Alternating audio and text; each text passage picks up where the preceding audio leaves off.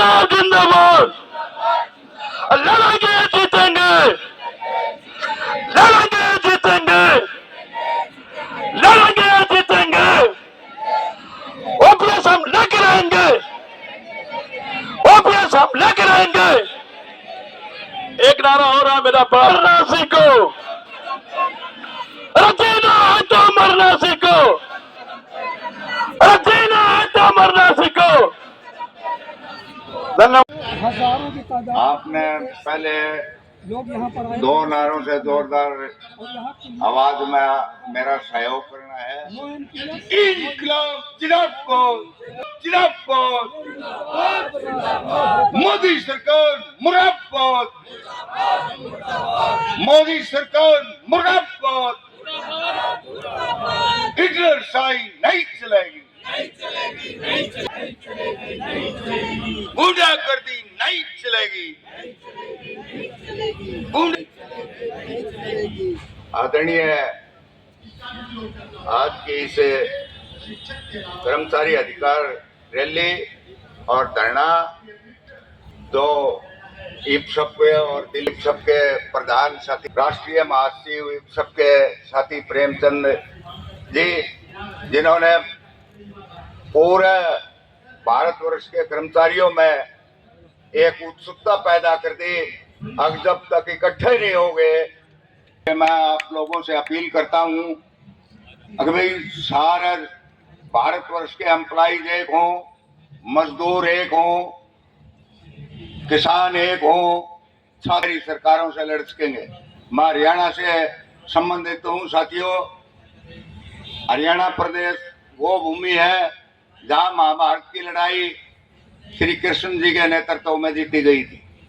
वहां से लड़ाई शुरू हुई थी अन्याय के खिलाफ, धर्म के हक में।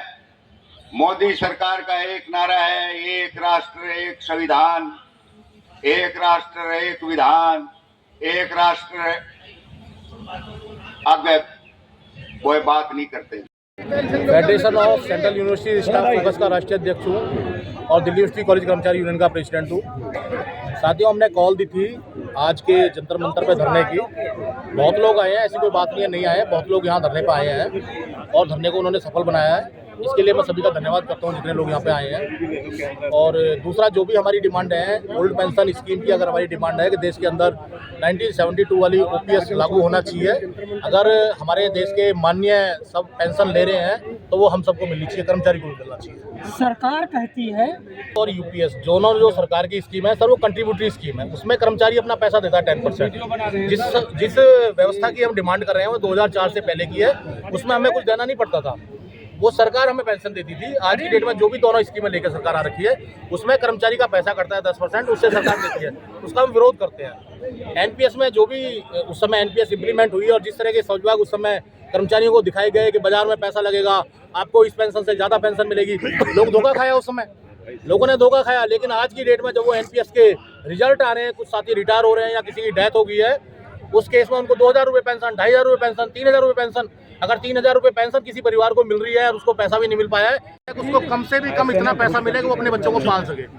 लेकिन अगर वो पैसा सम्मान पैसा नहीं मिल रहा है जिससे अपने बच्चों को कर्मचारी पाल सकता है, उसके डेथ के बाद उसके बच्चे ठीक ठाक सुखी रह सकते हैं, अगर वो पैसा भी नहीं मिलता है तो सरकार के लिए साथ ही शर्म की बात है।